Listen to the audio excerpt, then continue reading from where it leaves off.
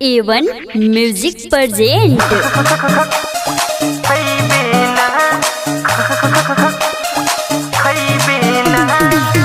Anjali digital recording studio Madarpur.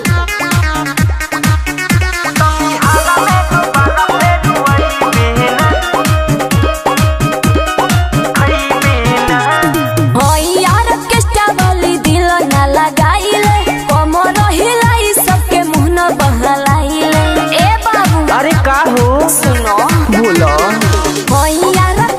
वाली दिल न लगाइले कोमरो हिलाई सबके मुँह न बहलाइले बुझल ओइ बंगाल के खजूर खाई पई बहना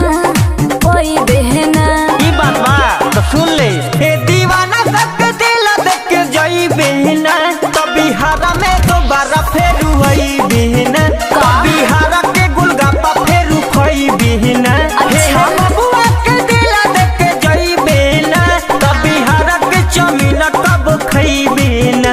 अच्छा ही बतबा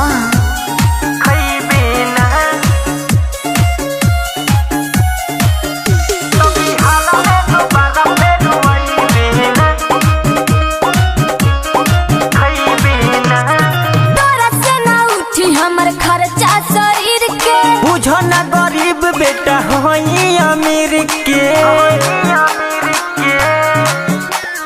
लब सब के फेरा में पोरो जनी बाबू देखी तोहर चेहरा न मनम है बाकाबू मोरा दिलवा के बात पढ़ कोई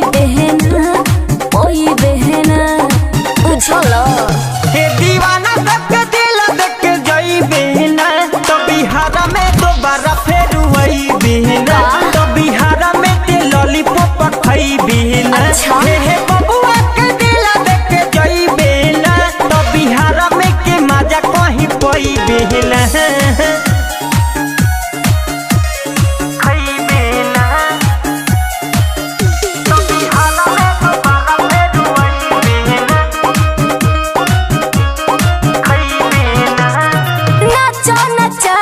मन कला तू खुश हो एक बार पिया दो जवानी के जुस्स हो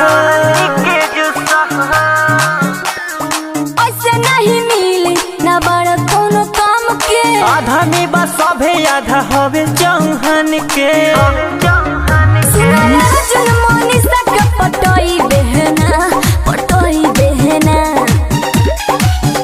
हे बबुआ के दिल देख के जई बेना तो बिहार में दोबारा फेर वही बहना तो बिहार में के लोभ कहीं पई बहना हे बबुआ के दिल से लगई बहना तो बिहार वाला दूज कहीं पई बहना।